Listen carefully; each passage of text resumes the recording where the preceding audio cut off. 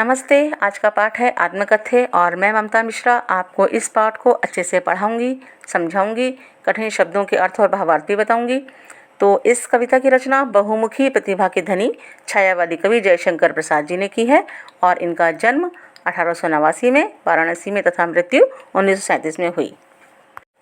आत्मकथ्य जयशंकर प्रसाद जी की छायावादी शैली में लिखी गई कविता है और छायावाद की विशेषता होती है कि यह रहस्यवादी होता है, यानी इसमें किसी भी बात को सीधे सीधे न कहकर घुमा फिरा कर कहा जाता है, यानी किसी को माध्यम बनाकर अपनी बात को कहा जाता है। तो उस समय प्रेमचंद जी हंस पत्रिका का संपादन करते थे और उसमें उन्होंने आत्मकथा विशेषांक निकालना तय किया। तो प्रसाद जी के मित्रों ने उनसे कहा कि वे भी आत्मकथा लिखें, तो प्रसाद जी आत्मकथा लिखने के पक्ष में नहीं थे। आत्मकथा क्या होती है? अपने जीवन का वर्णन करने वाली कथा, जीवन इतिहास कह लीजिए, यानी अपने ही बारे में लिखना। और आत्मकथ्य यानी अपने जीवन में घटित घटनाओं के बारे में थोड़ी बात कहना। तो आत्मकथा न लिखने की असहमति के तर्क से ही पैदा हुई है यह कविता आत्मकथ्य। यह कविता पहली बार 1932 में हंस पत्रिका के आत्मकथा विशेषांक में प्रकाशित हुई थी। इस कविता में प्रसाद जी ने जीवन के यथार्थ एवं अभाव पक्ष की मार्मिक अभिव्यक्ति की है। कहने का अर्थ यह है कि उन्होंने जीवन के सत्य को स्वीकार करते हुए वह कमियों को भी बड़े सुंदर तरीके से बताया था। अपने मनोभाव को व्यक्त करने के लिए सुंदर एवं नवीन शब्दों और बिंबों का प्रयोग किया है और इन्हीं शब्दों व बिंबों के सहारे उन्होंने बताया है कि उनके जीवन की कथा एक सामान्य व्यक्ति की कथा है। इसमें ऐसा कुछ भी विशेष नहीं है जिसे सुनकर लोग प्रशंसा करेंगे, वाह वाह करेंगे। तो यह तो प्रसाद जी की विनम्रता है जो वे स्वयं को एक सामान्य व्यक्ति बता रहे हैं। कुल मिलाकर इस कविता में एक तरफ तो कवि द्वारा जीवन की सच्चाई यानी यथार्थ को स्वीकारा गया है, तो दूसरी तरफ हमें उनकी विनम्रता भी देखने को मिलती है। तो शुरू करते हैं कविता। आप चाहें तो कठिन शब्दों के अर्थ भी लिख सकते हैं। मधुप गुनगुना कर कह जाता कौन कहानी यह अपनी, मुरझा कर गिर रही पत्तियां देखो कितनी आज घनी। मधुप भंवरा, घनी बहुत, संख्या में अधिक। कवि को उनके मित्र जब आत्मकथा लिखने को कहते हैं तो उनका मन अतीत की यानी बीते हुए समय को याद करके दुखी होता है। तो कवि को गुंजार करता हुआ यानी गुनगुनाता हुआ भंवरा ऐसा लगता है जैसे वह अपनी गुंजार द्वारा अपनी जीवन गाथा सुना रहा हो, अपने जीवन के सुख दुख की कहानी कह रहा हो। कहने का अर्थ यह है कि उनका मन रूपी भंवरा, भंवरा यहाँ मन का प्रतीक है, तो उनका मन रूपी भंवरा गुंजार करता हुआ इधर उधर घूमने लगता है और ना जाने कौन सी कहानी कह रहा है। आगे, मुरझा कर गिर रही पत्तियां देखो कितनी आज घनी। तो कवि कह रहे हैं कि उनका जीवन रूपी वृक्ष जो कभी सुख रूपी पत्तियों से हरा भरा था, यानी उनके जीवन में कभी बसंत था, खुशियां थी, उमंग थी, आनंद था, परंतु आज वैसा समय नहीं है। अब स्थिति वैसी नहीं रही। आज उस जीवन रूपी वृक्ष की एक एक पत्ती मुरझाकर गिर रही है, यानी अब उनके जीवन में दुख, निराशा, कष्ट तथा सूनापन है। जैसे पतझड़, यानी उनको पतझड़ का सामना करना पड़ रहा है। और इसको कुछ लोग एक अन्य अर्थ में यह भी बताते हैं कि यहाँ पर मानव जीवन के नश्वर होने की ओर संकेत किया गया है। कह रहे हैं कि पेड़ से गिरी हुई पत्तियों की तरह मानव जीवन भी नश्वर है। तो पहले वाला जो है भावार्थ तो ज़्यादा सही है। और दूसरा देखिए, इस गंभीर अनंत नीलिमा में असंख्य जीवन इतिहास, यह लोग करते ही रहते हैं अपना व्यंग्य मलिन उपहास। अनंत आकाश, नीलिमा नीला यानी नीला आकाश, असंख्य अनगिनत, जीवन इतिहास जीवन की कहानी यानी जीवन का इतिहास, व्यंग्य मलिन व्यंग्य से पूर्ण, निंदाओं से भरी हुई, उपहास हंसी उड़ाना। तो कवि कहते हैं कि इस अनंत विस्तृत आकाश में कितने ही महापुरुषों ने अपनी आत्मकथा लिखी है, अपने जीवन का इतिहास लिखा है।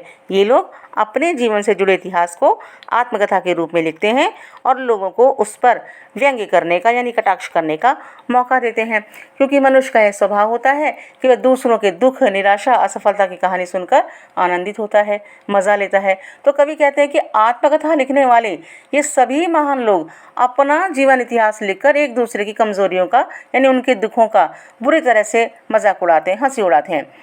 तो आगे कवि क्या कह रहे हैं, तब भी कहते हो कह डालूं दुर्बलता अपनी बीती, तुम सुनकर सुख पाओगे देखोगे यह गागर रीति। दुर्बलता कमज़ोरी, गागर घड़ा मटका, रीति खाली। तो कवि कह रहे हैं कि यह सब जानते हो और समझते हो कि लोग एक दूसरे की कमियां निकालने में लगे रहते हैं, उनका मजाक बनाने में लगे रहते हैं कि फिर भी मुझसे उम्मीद करते हो कि मैं अपनी कमजोरियों को, बुराइयों को, दुखों को लिखकर सबके सामने प्रकट करूं। तो यह सब सुनकर तुम्हें क्या सुख मिलेगा। कवि अपने मित्रों से पूछते हैं कि मेरा जीवन रूपी घड़ा तो भावों से रहित है, खाली है, नीरस है, उसमें सुख रूपी जल की एक भी बूंद नहीं है। तो तुम जब मेरे जीवन की भावनाओं से रहित रिक्त मन के बारे में जानोगे, सुनोगे, देखोगे, तो तुम्हें निराशा और दुख के अलावा कोई सुख प्राप्त नहीं होने वाला है। आगे कवि क्या कह रहे हैं, किंतु कहीं ऐसा ना हो कि तुम ही खाली करने वाले, अपने को समझो मेरा रस ले अपनी भरने वाले। तो इन पंक्तियों में कवि आत्मकथा लिखने का आग्रह करने वाले मित्रों से कहते हैं कि यदि मैंने अपनी आत्मकथा को सच्चाई व ईमानदारी के साथ लिखा तो उसे पढ़कर कहीं तुम्हें ऐसा ना लगने लगे कि तुम ही हो जिसने मेरे जीवन रूपी गागर को खाली किया, मेरे दुखों का कारण तुम अपने को ही समझने लगो और मेरे जीवन रूपी घड़े को रिक्त कर अपने जीवन में खुशियां भरते रहो, यानी मेरे जीवन को रसहीन कर स्वयं सुखी जीवन जी रहे हो। तो जब तुम्हें इस बात का एहसास होगा तो तुम्हें दुख होगा, शर्मिंदगी महसूस होगी। और कभी अपने मित्रों को यह सब बताकर शर्मिंदा नहीं करना चाहते, वे उन्हें लज्जित नहीं करना चाहते। आगे, यह विडंबना अरी सरलते तेरी हंसी उड़ाऊं मैं, भूलें अपनी यह प्रवंचना औरों को दिखलाऊं मैं। विडंबना विचित्र संयोग, दुर्भाग्य, प्रवंचना धोखा। तो कवि कह रहे हैं कि यह तो दुर्भाग्य ही होगा कि मैं अपने सीधेपन के कारण, सरल स्वभाव के कारण दूसरों के स्वभाव को समझ ही ना सका। तो वे अपने सरल स्वभाव को बताकर लोगों को हंसी उड़ाने का अवसर नहीं देना चाहते। वे ये भी नहीं चाहते कि वे अपनी भूलों को बताएं, उन्होंने जीवन में क्या गलतियां की हैं वे उसको बताएं, या जिन लोगों ने उनके सरल स्वभाव के कारण उनके साथ धोखा किया है, उन्हें छला है, उन्हें लोगों को बताएं।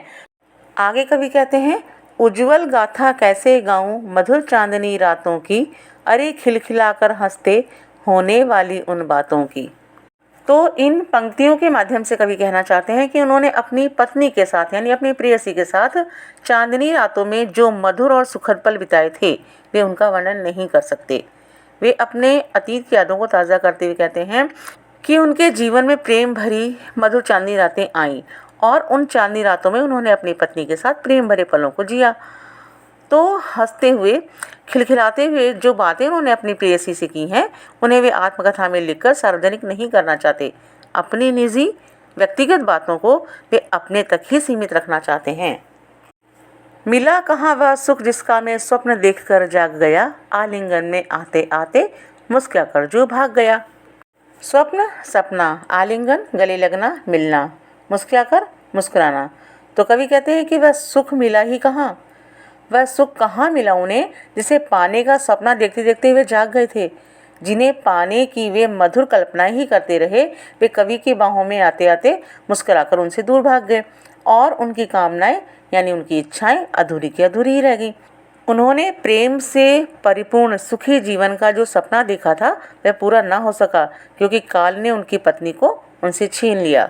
आगे कवि अपनी प्रेयसी के अनुपम सौंदर्य को याद करते हुए कहते हैं कि जिसके अरुण कपोलों की मतवाली सुंदर छाया में अनुरागिनी उषा लेती थी निज सुहाग मधुमाया में।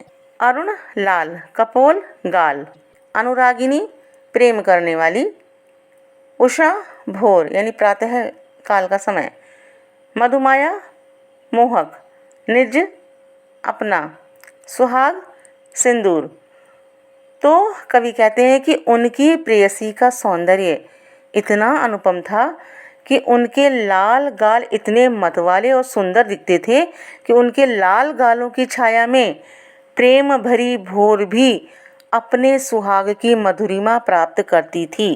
कवि के कहने का अर्थ यह है कि उनकी प्रेयसी के लाल गाल प्रातःकालीन लालिमा से भी अधिक सुंदर थे।